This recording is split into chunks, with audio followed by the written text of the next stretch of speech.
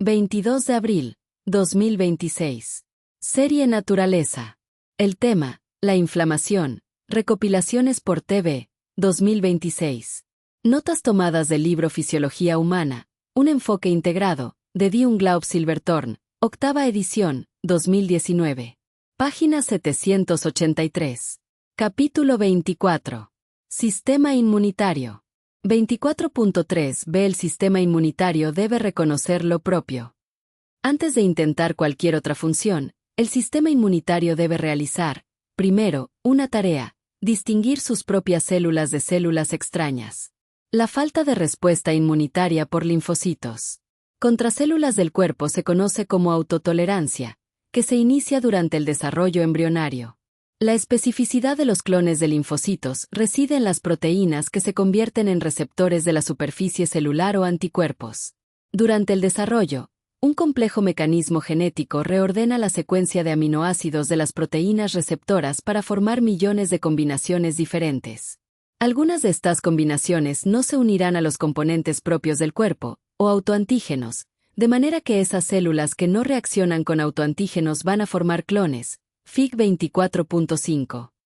Por otra parte, se desarrollan muchos linfocitos con proteínas receptoras que reconocerán autoantígenos.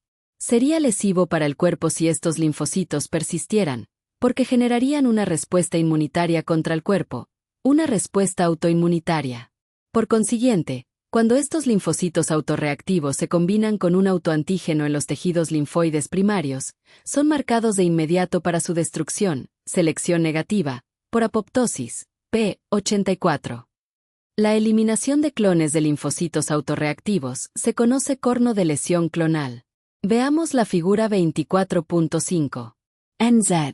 Autodefensa. 2026-04-22. Piensa en el sistema inmune como una gran escuela de soldados. En esa escuela, cada linfocito nace con un arma especial, un receptor en su superficie. Ese receptor es como una llave que puede abrir ciertas cerraduras. El problema es que, a veces, algunos de esos soldados fabrican llaves que encajan en las cerraduras de la propia casa, es decir, en las estructuras del mismo cuerpo. La escuela tiene un examen muy estricto. Se ponen frente a los soldados las cerraduras del propio organismo, los llamados autoantígenos. Si un linfocito intenta usar su llave contra esas cerraduras, se detecta como peligroso y se le obliga a retirarse, lo que en términos biológicos significa que muere por apoptosis. Es como si el sistema dijera: este soldado se confunde de enemigo, mejor que no salga al campo. En cambio, los linfocitos que no reaccionan contra las cerraduras propias pasan la prueba y se convierten en clones listos para defender al cuerpo contra invasores reales. Son los soldados que aprendieron a distinguir entre lo propio y lo extraño, y que ahora pueden multiplicarse para formar un ejército especializado. En resumen, este proceso es como un filtro de seguridad. Se eliminan los soldados que podrían volverse traidores y se dejan pasar solo a los que saben reconocer al verdadero enemigo. Esa es la autotolerancia, el mecanismo que evita que el sistema inmune ataque al propio organismo. ¿No será que, con el Alzheimer, está pasando eso, que el cuerpo se está autoflagelando? El Alzheimer no se clasifica como una enfermedad autoinmune en el sentido estricto, pero esta intuición toca un punto interesante. En esta condición, el cuerpo parece fallar en sus mecanismos de protección y termina dañándose a sí mismo. Lo que ocurre es que en el cerebro se acumulan proteínas anómalas, como la beta-amiloide y la tau hiperfosforilada. Estas proteínas forman placas y ovillos que interrumpen la comunicación entre neuronas y, con el tiempo, las destruyen. El sistema inmunitario del cerebro, las microglías, que son como los guardianes locales, intenta limpiar esas proteínas, pero en el proceso libera sustancias inflamatorias. Esa inflamación, que debería ser pasajera, se vuelve persistente y contribuye al daño neuronal. En otras palabras, no es que los linfocitos T o B ataquen directamente al cerebro como en una autoinmunidad clásica, como ocurre en la esclerosis múltiple, sino que el propio sistema de limpieza del cerebro se descontrola y termina autoflagelando las neuronas. Es como si los encargados de barrer la casa, al ver tanta basura acumulada, empezaran a golpear las paredes en su desesperación por limpiar. Por eso algunos investigadores hablan de un componente inflamatorio y autodestructivo en el Alzheimer, aunque no lo catalogan como autoinmune. Es más bien una mezcla de acumulación tóxica de proteínas y una respuesta defensiva que se vuelve dañina. El autor escribe: la exposición temprana a patógenos fortalece la inmunidad. Durante el siglo pasado, a medida que los países desarrollados erradicaron numerosas enfermedades parasitarias, virales y bacterianas, se ha observado un aumento de enfermedades autoinmunitarias y alérgicas, como el asma, las alergias alimentarias y el síndrome del intestino irritable, SI. Una hipótesis postulada para explicar esta observación es la hipótesis de la higiene, que afirma que el desafío del sistema inmunitario en etapas tempranas de la vida lo fortalece, y que un ambiente demasiado limpio contribuye a un sistema inmunitario debilitado. La hipótesis de la higiene procede de datos epidemiológicos, y solo hay una limitada cantidad de estudios en animales para respaldarla.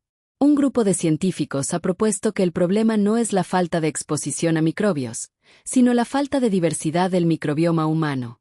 Problema relacionado. El Dr. Paul le explicó a Rebecca que hay más de 100 tipos conocidos de papilomavirus humano. El HPV es un virus que inserta su ADN en el ADN de la célula huésped.